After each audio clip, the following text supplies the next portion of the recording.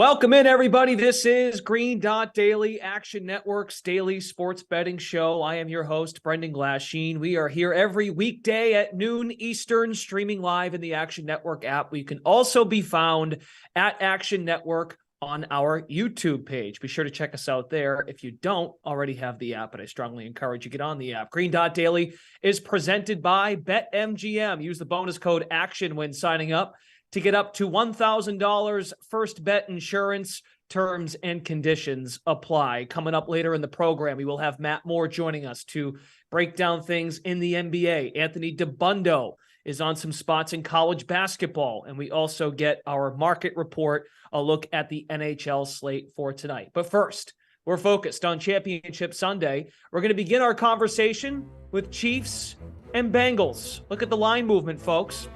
This line has swung 5 points. Kansas City opened -3 on Sunday evening, and now Kansas City is a home underdog for just the second time in their history with Patrick Mahomes as their starting quarterback. That's, of course, assuming he will start on Sunday at Arrowhead Stadium. I'm also starting to wonder if Eli Apple tweeting late night at Steph Diggs and making fun of him is a big reason why the line might be moving, because those Bengals, they are very confident these days after throttling Buffalo on the road. We welcome in the favorites podcast duo, Chad Millman, Simon Hunter. Chad, what do we think of this line movement, man? This is pretty crazy stuff. Yeah, it's actually fascinating. And obviously, as you mentioned, it all centers around the availability of Patrick Mahomes. And when this line opened on Sunday night, as soon as the matchup was set, it was at +3 for the Bengals and immediately started getting bet down. It went to 2.5, and then it was 2. And then over the last 24 hours, it started going from 1.5 to the Bengals being favored. And a lot of that has to do with what we got from Andy Reid yesterday in his press conference, talking about Patrick Mahomes and not really knowing what his availability was going to be, what his effectiveness was going to be if he was available, not even knowing if he'd be able to practice on Wednesday, and admitting that they had never been in a situation where he couldn't practice on a Wednesday and then played on Sunday. So it's been fascinating to watch. And a lot of this has been wise guy money early on, and then the public coming in after hearing about the news of Patrick Mahomes and what may or may not be his status. Yeah, the quote was, he's worked hard, said Reid, in the treatment, and he is doing okay. I look back 2019 when the Chiefs ultimately made a run and won the championship in early 2020 in terms of calendar year. Mahomes hurt his knee. Matt Moore started a handful of weeks. It's not the same injury, of course, but Mahomes did not look right for those first few games after coming back from the injury. So there is some concern there. And to your point, Chad, getting hurt this late in the season, we have yet to see that for the quarterback. By the way, I mentioned the second time that Kansas City would be an underdog with Mahomes as the starter. The other occurrence was this year when they played Buffalo, week 6 in October. Chiefs +2.5. BetMGM, Simon's got Chiefs +2.5 right now. So the line has moved a half point again towards Cincinnati. What do you make of the movement?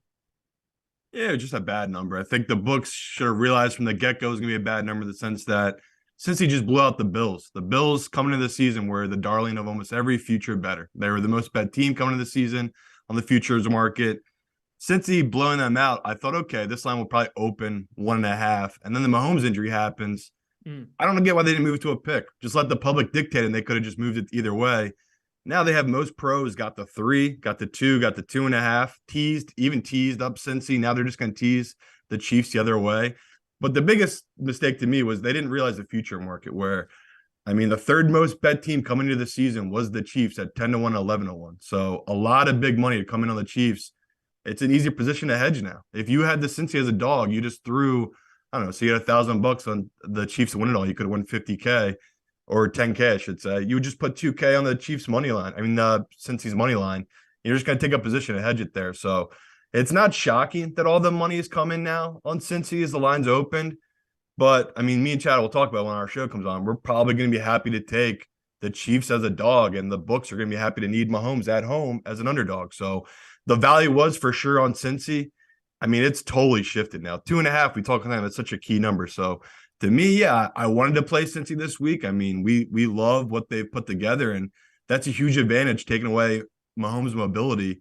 Is it worth 5 points? Is it worth 6 points if it closes at 3 for Cincy here? I don't think so. So this is one of these. If you didn't get Cincy early, you might as well just wait. And I think Chad's about to give us a pick here on what you should just play at this point, because to me, the value is gone if you're simply going to play a side here, but not on the total.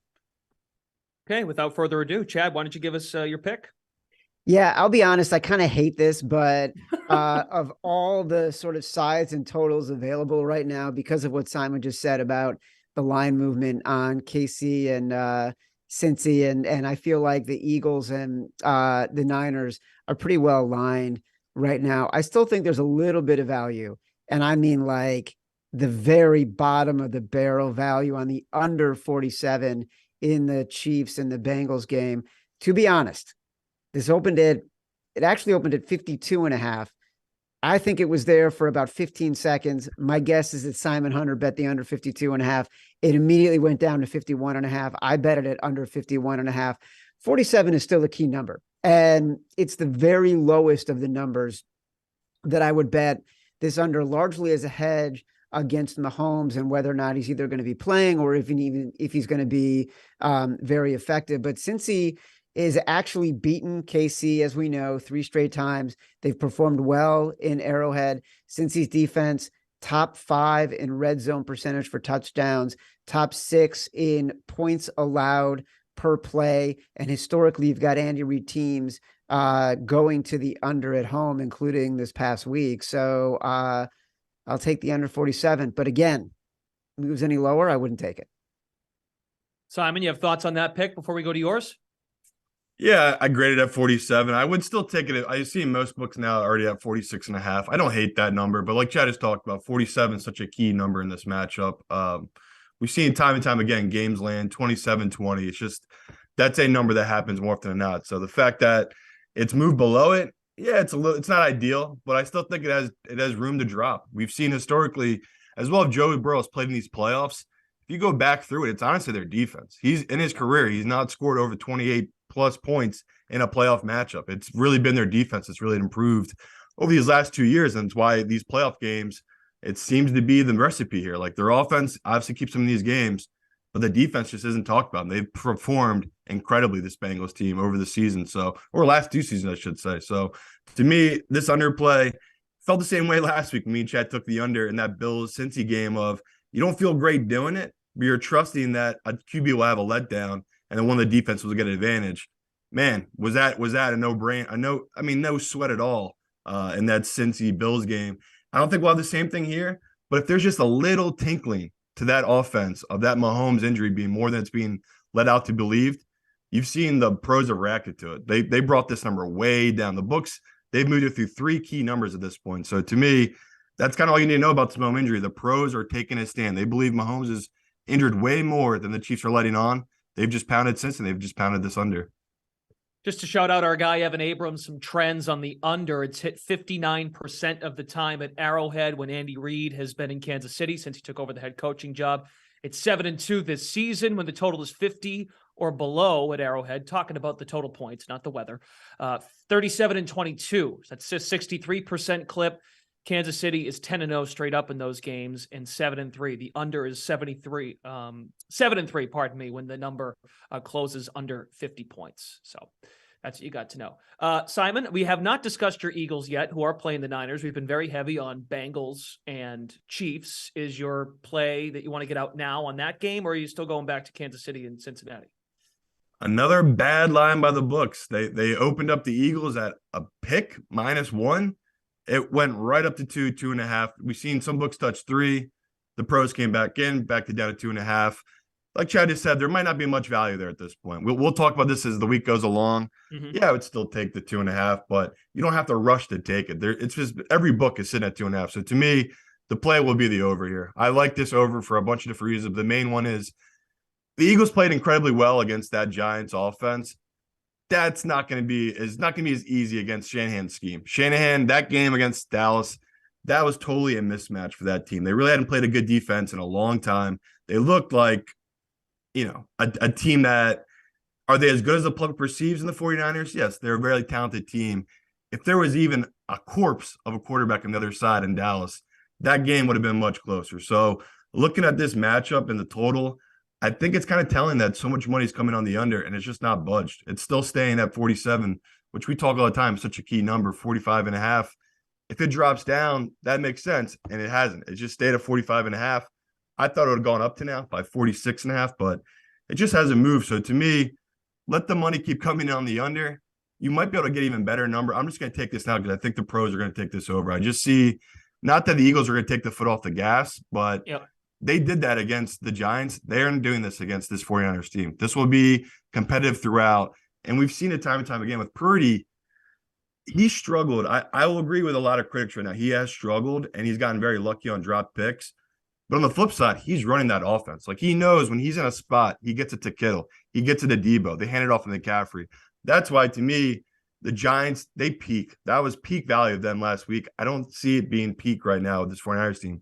People are off them. They're thinking, okay, this will be a grinded out under matchup where, if I had to make an early bet on this matchup, I'd say you just got to take the over here. It's not so much backing that the Eagles are going to dominate this game. It's just the 49ers won't play as bad as they did last week. Their offense isn't as bad as they looked last week. And the Eagles defense isn't as good as they looked against the Giants. That was just, for both teams, that was a worst case scenario for the 49ers and a best case scenario for the Eagles team. I just don't see it being that way this week. The conversation about this game is, who have you played, right? Who have you played this year? And you could make the cases against both teams. They haven't played anybody. I was, Chad, fascinated by Kyle Shanahan when he was asked about going on the road, going to Philadelphia to play this team. And he had actually talked about the silent cadence that will be necessary to deliver the play calling from himself to the quarterback, and how you have to deal with that raucous crowd. And I actually think that he brought up the Seattle game. Vegas was a loud atmosphere, but this will be their this will be their toughest test in terms of a road atmosphere. What do you think of Simon's pick and going on with the over? I love it. To be honest, I was trying to figure out a way to make that my pick for the show, and I couldn't quite get the data I needed to back it up. And like, I didn't get data that said take the under. It was just one of those things, like, sometimes, in betting, like, you're just thinking about, this feels like it's an over, and the bookmakers are reacting poorly and trying to bait you because of what just happened the week before. And that was my biggest sort of tell for taking the over. So I couldn't justifiably come on and say, take the over because I think it, whereas Simon had real sort of analysis behind it. But I agree with him.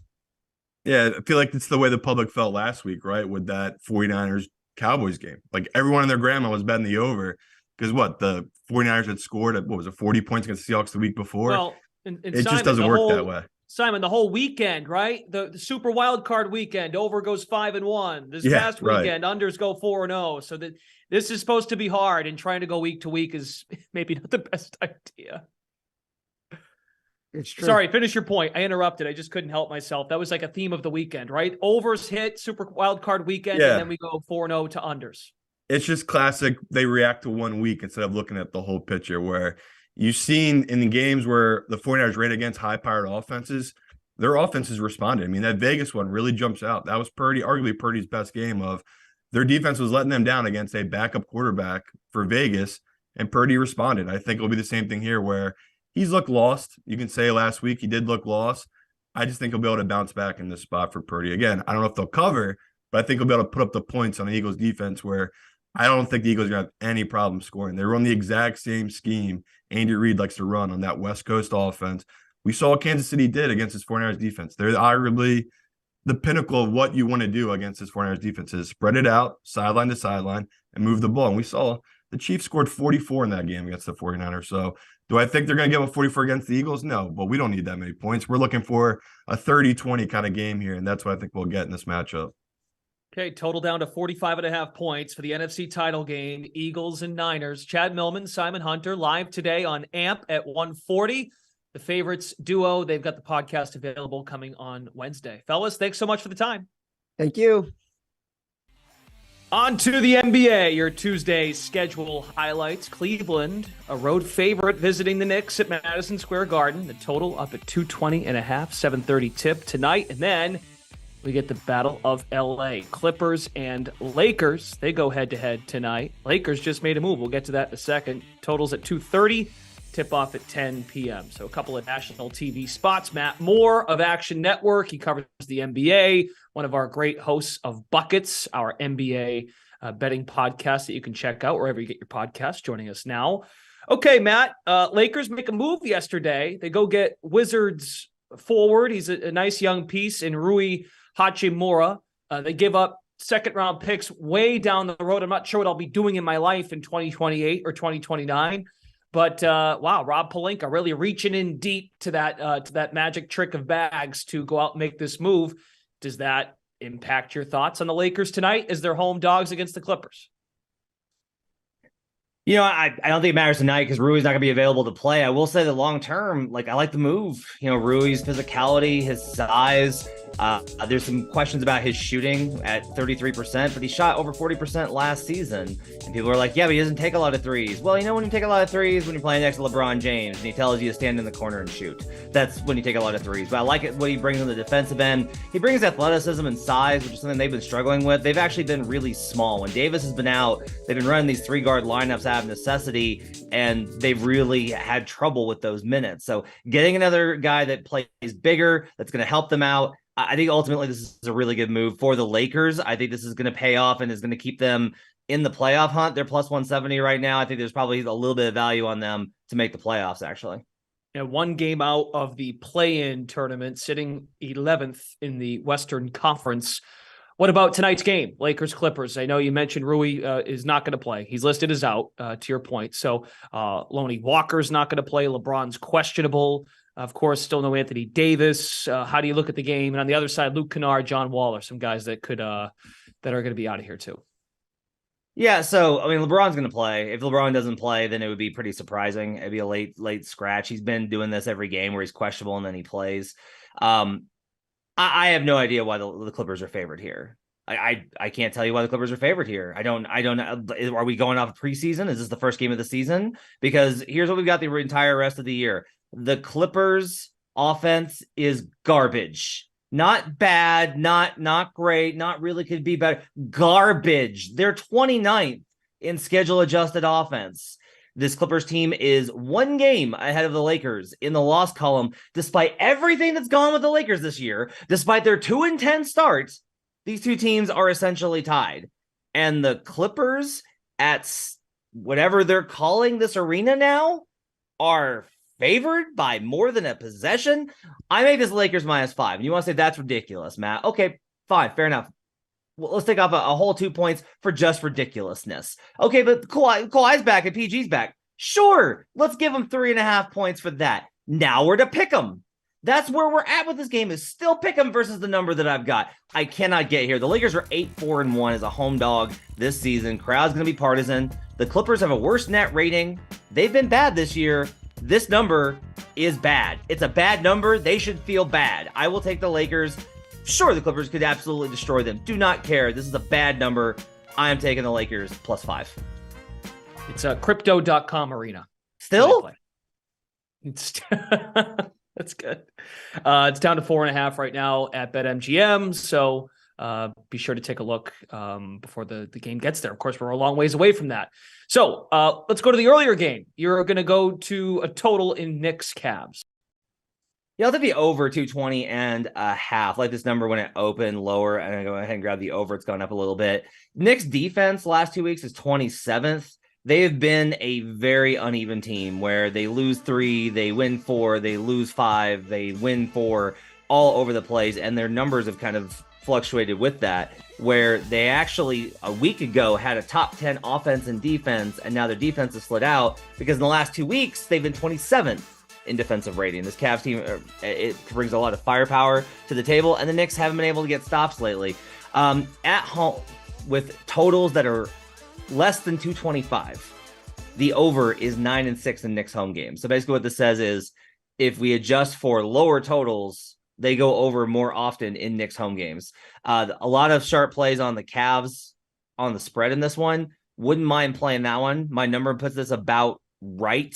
The Knicks have really bad home court advantage this season. Makes me a little nervous, but Donovan Mitchell's back tonight. He is going to boost that Cavaliers offense. So I think the Cavs versus a Knicks defense that's really suspect. We have a number of ways to getting to over on this. If it's a close game, it's because the Knicks were able to put up points to hang with the Cavs. If the Cavs win, they might put up 130 on their own. So I'll go ahead and play the over 220.5 in Cavs Knicks. All right. That game. And by the way, I apologize. That is not a national TV game. Boston, Miami's the first one, then Clippers, Lakers. So you can find that game. Go for it. And Matt Moore likes the over. Thanks, my friend. We'll see how the Rui deal looks. And wow, I'm actually now fascinated by this game tonight in La La Land because of your sizzling takes. Thanks, Brennan. Speaking of sizzling takes, we'll get to that in just a second. The college basketball board for January 24th. Miami, Florida State in the ACC. TCU, 6-point favorites. TCU coming off a nice win against Kansas over the weekend. Kansas lost again. Texas taking on Oklahoma State. And another one in the ACC, Clemson, Georgia Tech. But there's another game in the ACC tonight that Anthony DeBundo has circled, and I can't believe what he's about to tell you. Jam-packed Tuesday college basketball slate. I'm targeting the 9 p.m. big tip-off between North Carolina and Syracuse. The Orange come into this game starting to find their footing a little bit in the ACC after a really poor non-conference. It's one of the youngest teams that Jim Boeheim has ever had in his career at Syracuse, and I think they're getting an overvalued North Carolina team who did just come off of a huge home rivalry win against NC State over the weekend. The problem for Carolina, they just haven't been as good against zone. 2 straight years now, if you look at the synergy data, Carolina's offense much better against man than it's been against zone. When they've seen zone, they've been just slightly above average as an offense altogether. And one of the main reasons, they rely heavily on ball screens. They're not as good as an offensive rebounding team as they were under Roy Williams, and they're not making perimeter shots. Carolina was one of the best perimeter shooting teams in the country last year, but they lost Brady Manick. Caleb Love has not been making nearly as many threes, and so the offense doesn't get a ton from beyond the arc. And if you can't do that against the Syracuse zone, it's just going to be very difficult to consistently score. Also, Syracuse offensively is finally getting good production from Joe Girard. Girard had a pretty poor non-conference, but he scored at least 20 points in 6 of the 9 conference games for Syracuse. North Carolina does not guard the mid-range or the three-point line particularly well. I think the Orange will get a lot of scoring from the perimeter in this matchup, keep this game pretty close. I think it's pretty close to a coin flip game, so give me Syracuse plus 4.5 at home in the Dome against the Tar Heels in this spot. I'd play it at 4 or better. All right, DeBundo, let's go Orange. Love it. And DeBundo typically is against Syracuse, even though he went there. And that's public information, so it's not like I'm giving any secrets. DeBundo went to Syracuse. I went to Syracuse, and I just think it's crazy that he's back in the Syracuse Orange tonight. But we will see. Late tip at the Carrier Dome. Not the Carrier Dome. It's a new name now. Anyway, on to the NHL. Thursday notables, Sharks, Red Wings, Panthers, Penguins.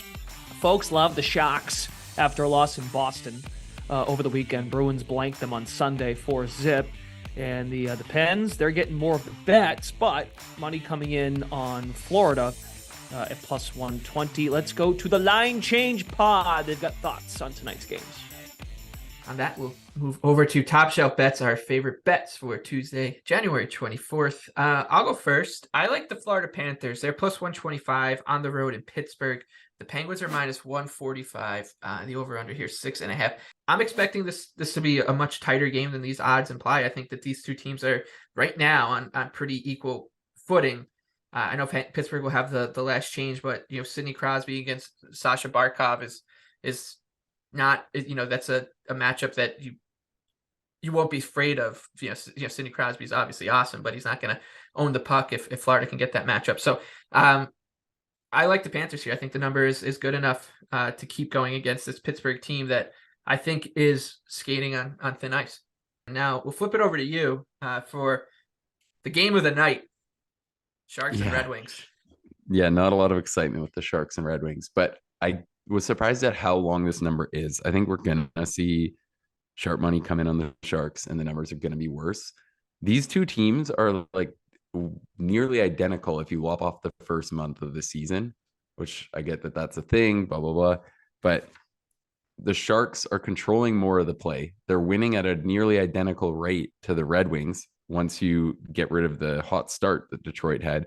And I think the talent level on each team is actually kind of comparable. I know the Red Wings have a few more young guys in the mix that are kind of inspiring some excitement, but really when you just boil it down, just like you said with the Panthers thing, I don't think this is a game where Detroit should be as favored as they are. And I think it's just kind of an easy case to say that the Sharks are going to hang around, they're going to make this tough, and that they shouldn't be this big of an underdog.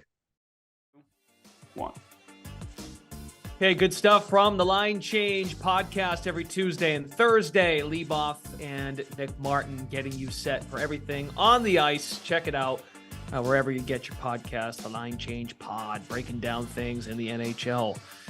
So, folks, as a reminder, you can find all of our picks from the show in the Action Network app at green.daily. Picks from today's show include Matt Moore on the NBA tonight, Anthony DiBundo back in the orange of Syracuse, a couple of picks in the NHL from the Line Change guys, and of course the favorites pod duo of Chad Millman, Simon Hunter, dishing out plays for Conference Championship Sunday with Eagles, Niners, and Chiefs, Bengals. Green.Daily is presented by BetMGM. Use the bonus code ACTION when signing up to get up to $1,000 first bet insurance. Terms and conditions apply. That's a show, folks. See DiBundo, I'm with you here in spirit. We say goodbye. We see you all again, hopefully tomorrow at noon Eastern, live on the Action Network app and on YouTube for Green.Daily. Get some green dots. Go DiBundo. See you later.